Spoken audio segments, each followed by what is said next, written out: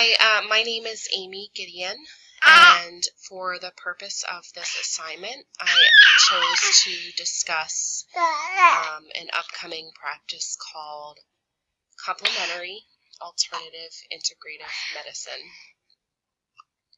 These three options have been in practice for a few decades now, but are gaining momentum as healthcare reform programs such as the Affordable Care Act and Healthy People 2020 have taken a stronger focus on preventative medicine and wellness and alternative ways to reduce stress and provide pain management.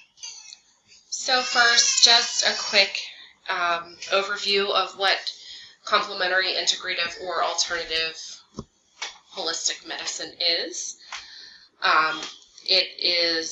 They are practices that use methods such as massage, plant therapy, essential oils, to either take the place of westernized medicine or traditional standard medicine, or complement and be used in conjunction with westernized medicine. There are 3 learning objectives for this assignment. The first is by the completion of this audiovisual presentation, the learner will be able to verbalize 2 different ways that CAIM methods will impact their nursing and healthcare practices. 2, by the completion of this audiovisual presentation, the learner will be able to verbally differentiate between the 3 different types. And 3, by the completion of this presentation, the learner will be proficient in their understanding of CAIM by responding to the discussion board post. Okay, so the introduction for alternative methods we kind of already touched on, but CAIM is just an acronym for Complementary, Alternative, and Integrative Medicine. And they're health practices that can be used in combination or as a replacement for traditional Western medicine practices.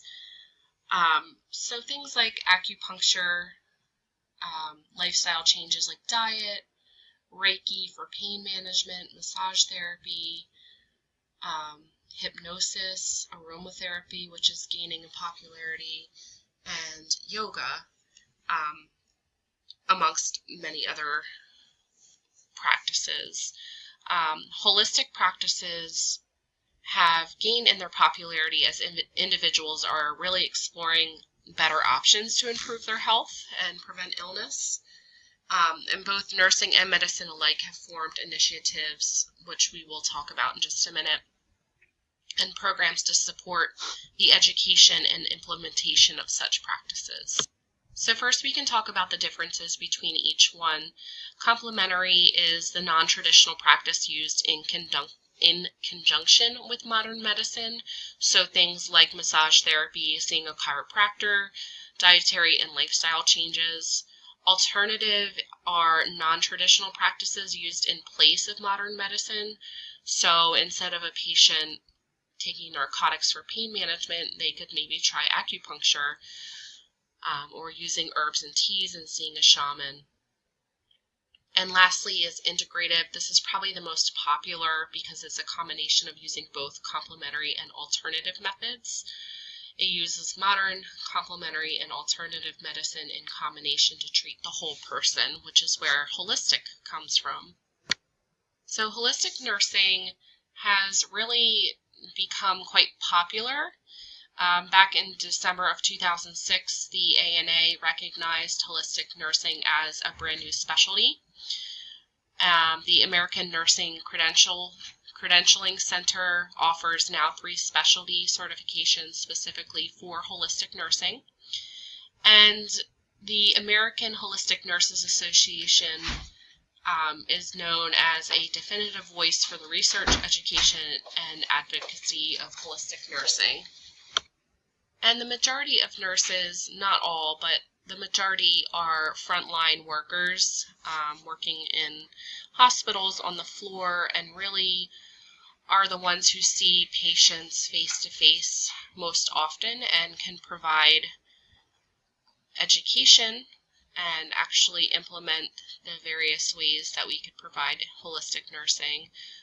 For example, when I worked downtown on 4 Lime, we were doing Reiki therapy instead of, or as an integrative pain management along with narcotics for joint replacements. And we were also using essential oils such as lavender for anxiety and peppermint for nausea in combination with certain medications like Zofran or Phenergan. Complementary methods can also have a huge impact on healthcare. Different programs have been set into motion, such as the Wellness Initiative for the Nation. Back in 2010, this initiative is basically a health promotion through lifestyle changes and through the use of integrative practices.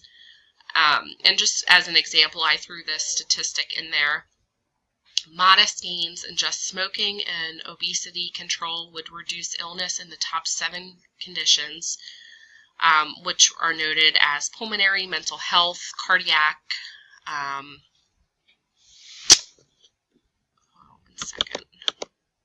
stroke, hypertension, cancer, diabetes.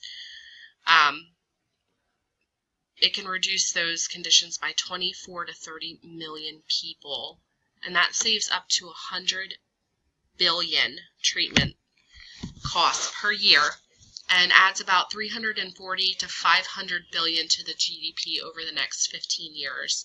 That's a huge number of people and a large gain. So this money could be evenly dispersed over various healthcare insurance plans and additional preventative medicine. Also, physicians have come together with over 600 participants for the Summit of Integrative Medicine to help promote, educate, train, and implement integrative practices within their own community. The societal impact, about 77% of those that are using CAIM, according to an article that I found, are doing so to prevent illness and treat chronic conditions such as back pain. With the passage of the Affordable Care Act in 2010, provisions for alternative medicine were allocated so that certain evidence-based practices would be covered for preventative wellness, such as chiropractic therapy. And also with the passage of this most recent Healthy People 2020, the main focus is on preventative wellness to help promote healthy lifestyle. And within this, they emphasize the use of alternative and integrative methods to help prevent and treat chronic conditions and or pain. And the impact of these methods help decrease unnecessary office visits, improve patient satisfaction because they're more autonomous in their decisions and their care. Improve pain control without the use of narcotics, which is huge right now because there's an epidemic going on with narcotic use. Lower healthcare costs and improve coverage, and improve patient-provider relationship. So as a summary, these practices are really gaining in popularity as new provisions have been set in place by Healthy People and the Affordable Care Act. Nurses play a large part in educating our population on the benefits of these practices and how these certain practices can prevent illness, play a large role in stress reduction, pain management, and additionally, the CAM practices are gaining stronger recognition amongst Western medicine communities, and programs such as medical schools are now incorporating this education within their curriculum.